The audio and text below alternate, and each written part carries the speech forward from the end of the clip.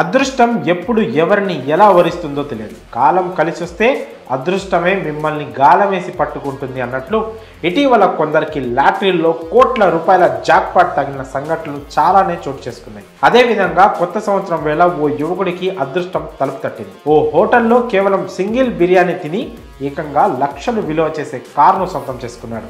ఆ అదృష్టవంతుడు మరెవరో కాదు, ఆంధ్రప్రదేశ్లోని తిరుపతికి చెందిన రాహుల్ అనే యువకుడు. ఇక ఇది తెలిసిన వారు లక్కంటే నీదే బాసు అంటూ పొగడేస్తున్నారు. వివరాల్లోకి వెళ్తే న్యూ ఇయర్ వేళ తిరుపతికి చెందిన రాహుల్ జాక్పాట్ కొట్టాడు. తిరుపతి నగరంలోని రోబో హోటల్లో నిర్వహించిన లక్కీ డ్రాలో ఏకంగా 7 లక్షలు విలువ చేసే నిసాన్ మ్యాగ్నెట్ కార్ను ఉచితంగా పొందాడు.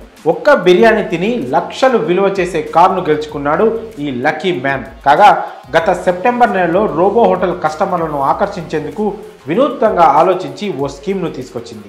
హోటల్లో బిర్యానీ తిన్న ప్రతి ఒక్కరికి కూపన్ అందజేసింది.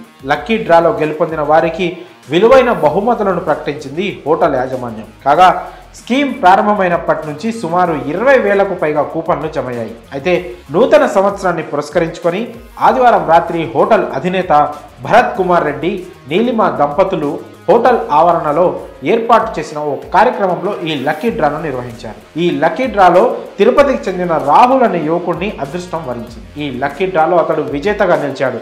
రాహుల్కు 7 లక్షలు విలువ చేసే నిసాన్ మ్యాగ్నెట్ కారు ఉచితంగా లభించింది. రోబో హోటల్ యాజమాన్యం స్వయంగా రాహుల్కు ఫోన్ చేసి శుభాకాంక్షలు తెలిపి రాహుల్కు కారును అందజేసింది. హోటల్లో బిర్యానీ తిని లక్షలు విలువ చేసే కారును ఉచితంగా పొందిన రాహుల్పై మీ అభిప్రాయాలను కామెంట్స్ రూపంలో తెలియజేయండి.